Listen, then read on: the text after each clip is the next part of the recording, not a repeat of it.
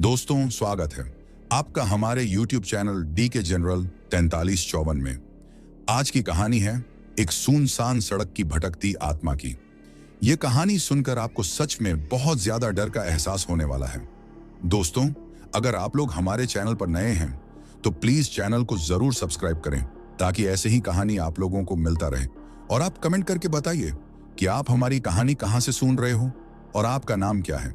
तो चलिए कहानी सुनते हैं राहुल की जुबानी से। नमस्कार दोस्तों, मेरा नाम राहुल है। मैं आज जो कहानी सुना रहा हूं वो मेरी जिंदगी का सबसे खौफनाक और सच्चा अनुभव है। इसे बताने के लिए मुझे हिम्मत जुटानी पड़ी क्योंकि जब भी मैं उस रात को याद करता हूं मेरी रूह कांप उठती है। बात करीब 1 साल पहले की है।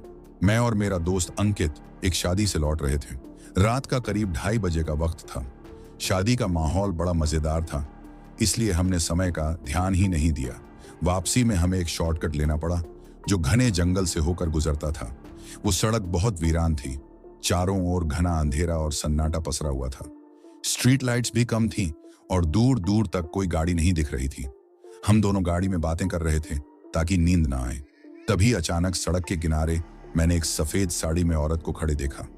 उसकी साड़ी हवा में हल्के हल्के लहर रही थी और बाल बिखरे हुए थे। उसने धीरे से हाथ उठाकर लिफ्ट मांगी। अंकित ने गाड़ी रोकने को कहा। अरे रुक, शायद कोई मुसीबत में हो, मैंने उसे टोकते हुए कहा। इतनी रात में अकेली औरत, कुछ गड़बड़ है यार। लेकिन अंकित को उस औरत पर तरस आ गया। उसने मेरी बात अनसुनी करते हुए गाड़ी रोक दी। वो औरत बिना कुछ बोले पीछे वाली सीट पर बैठ गई। उसकी आवाज में अजीब सी ठंडक थी। उसने धीरे से कहा, बस थोड़ी दूर आगे छोड़ दीजिए। मैंने रियर व्यू मिरर में झांक कर उसका चेहरा देखने की कोशिश की, लेकिन उसका सिर झुका हुआ था और बाल चेहरे पर बिखरे हुए थे। अचानक गाड़ी में तेज ठंडक महसूस होने लगी। एसी बंद था, फिर भी भीतर बर्फ जैसी सर्दी थी। कुछ दूर जाने के बाद गाड़ी अचानक झटके खाने लगी। मैं और अंकित घबरा गए। अबे, गाड़ी को क्या हो गया? अंकित घबराया हुआ बोला। हम दोनों नीचे उतरे और बोनेट खोलकर देखने लगे। बाहर घना अंधेरा और अजीब सा सन्नाटा था। जब मैंने अचानक पीछे मुड़कर गाड़ी की ओर देखा तो मेरे पैरों तले जमीन खिसक गई। पीछे वाली सीट खाली थी और वो औरत गायब थी। अबे, वो कहां गई? मैंने हक बकाकर कहा। अंकित ने चारों ओर देखा मगर वो कहीं नहीं थी। हम दोनों बुरी तरह घबरा गए और वापस गाड़ी में बैठ गए। मैं स्टार्ट करने ही वाला था कि अंकित ने कांपती आवाज में कहा, राहुल, शीशे में देख। मैंने धीरे से रियर व्यू मिरर में देखा। मेरी रूह कांप गई। वो औरत कार के पीछे खड़ी थी। उसका चेहरा अब साफ दिख रहा था। सफेद बेरंग चेहरा, आंखों में पुतलियां नहीं थीं, बस सफेद थी। होंठ नीले पड़े हुए थे और चेहरे पर एक भयानक मुस्कान थी। हमने चीखते हुए गाड़ी दौड़ा दी, मगर अब गाड़ी बेकाबू हो गई थी, मानो कोई उसे पकड़कर खींच रहा हो। स्टीयरिंग कांप रहा था और कार जोर जोर से झटके खा रही थी। हमें लगा कि हम किसी अदृश्य ताकत के जाल में फंस गए हैं। अचानक सामने एक मोड़ आया। मैं जैसे तैसे गाड़ी घुमाने लगा। तभी अंकित ने कांपती आवाज में कहा, राहुल, वो सामने है। सामने सड़क के बीचों बीच वही औरत खड़ी थी। उसकी आंखों से खून के आंसू बह रहे थे और उसकी साड़ी हवा में उड़ रही थी। गाड़ी उसके पास पहुंचते ही उसने अपना एक हाथ आगे बढ़ाया। अचानक गाड़ी जोर से हिली और हम दोनों का संतुलन बिगड़ गया। गाड़ी सड़क किनारे एक बड़े पेड़ से जा टकराई। सब कुछ अंधेरा हो गया। जब मेरी आंख खुली तो मैं अस्पताल में था। सिर पर पट्टी बंधी थी और हाथ में ड्रिप लगी थी। मैंने घबराकर इधर उधर देखा। अंकित कहाँ है? मैंने कांपती आवाज में पूछा। मुझे पता चला कि अंकित अब इस दुनिया में नहीं रहा। उसकी लाश कार से कुछ मीटर दूर झाड़ियों में मिली थी। उसका चेहरा भय से विकृत था, जैसे उसने मरने से पहले कुछ बहुत डरावना देखा हो। पुलिस रिपोर्ट में कहा गया कि हमारी गाड़ी मोड़ पर फिसल गई थी, मगर मैं जानता था कि जो कुछ भी हुआ वो किसी हादसे का नतीजा नहीं था।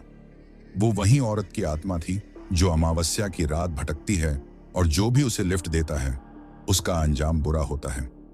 उस रात के बाद मेरी जिंदगी कभी पहले जैसी नहीं रही। अंकित की मौत ने मुझे अंदर तक झकझोर कर रख दिया था। डॉक्टरों ने भी कहा कि वो हादसे का शिकार हुआ, लेकिन मैं जानता था कि ये कोई हादसा नहीं था। ये उस सफेद साड़ी वाली औरत का श्राप था। अस्पताल से छुट्टी मिलने के बाद भी मैं ठीक से सो नहीं पा रहा था। हर रात मुझे वही भयानक चेहरा दिखता, खून से सनी सफेद आंखें और चेहरे पर मरी हुई मुस्कान। मैं नींद में अक्सर चौंक कर उठ जाता था। कमरे में अंधेरा होने पर ऐसा लगता था जैसे कोई मेरी पीठ के पीछे खड़ा है। कभी कभी अचानक मेरी गर्दन ठंडी हो जाती थी, जैसे किसी ने मुझे छुआ हो। एक दिन हिम्मत करके मैं दोबारा उस सड़क पर गया, क्योंकि अंकित की आत्मा की शांति के लिए पूजा करवानी थी। सड़क अब भी वैसी ही थी, सुनसान, वीरान और डरावनी। मैंने मोड़ के पास उस जगह पर अगरबत्तियां जलाई जहां हमारी गाड़ी का एक्सीडेंट हुआ था। मैं वहां कुछ देर बैठकर अंकित के लिए प्रार्थना कर ही रहा था कि अचानक मुझे सड़क के किनारे सरसराहट सुनाई दी। मैंने मुड़कर देखा तो वहां कोई नहीं था, पर हवा में वही जानी पहचानी ठंडक थी जो उस रात मैंने महसूस की थी। मैं घबराकर जल्दी से वहां से निकलने लगा। गाड़ी स्टार्ट की और तेज रफ्तार में वहां से भागा, मगर कुछ ही दूर जाकर मेरे हाथ ठिठक गए। सड़क के किनारे वही सफेद साड़ी वाली औरत खड़ी थी। उसने धीरे से हाथ उठाकर लिफ्ट मांगी। मेरी सांसें थम गईं। मैं कांप गया, मगर मैंने इस बार गाड़ी नहीं रोकी। मैंने उसकी तरफ देखा भी नहीं और स्पीड बढ़ा दी। वो धीरे धीरे गाड़ी के पीछे दौड़ने लगी, मगर उसका दौड़ना मानव नहीं, शैतानी था, तेज हवा में तैरते हुए। मैंने रियर व्यू मिरर में झांक कर देखा। इस बार उसका चेहरा और भी भयानक था। आंखों से खून बह रहा था। सफेद साड़ी जगह जगह से जली हुई थी और उसके नाखून काले और लंबे हो चुके थे। वो मिरर में मुझसे आंखें मिला रही थी, जैसे कह रही हो, तुम बच तो गए लेकिन ज्यादा दिनों तक नहीं। किसी तरह हिम्मत जुटाकर मैंने गाड़ी की स्पीड और बढ़ा दी, जब तक कि मैं शहर नहीं पहुंच गया। मैंने पीछे मुड़कर नहीं देखा। उस दिन के बाद मैंने कभी उस सड़क पर कदम नहीं रखा। पर मैं जानता हूं, जब भी अमावस्या की रात आती है, वो औरत अब भी वहां खड़ी होती है, सफेद साड़ी में लिपटी, लिफ्ट मांगती हुई, इंतजार में कि कोई और उसकी चाल में फंसे और मौत को गले लगा ले।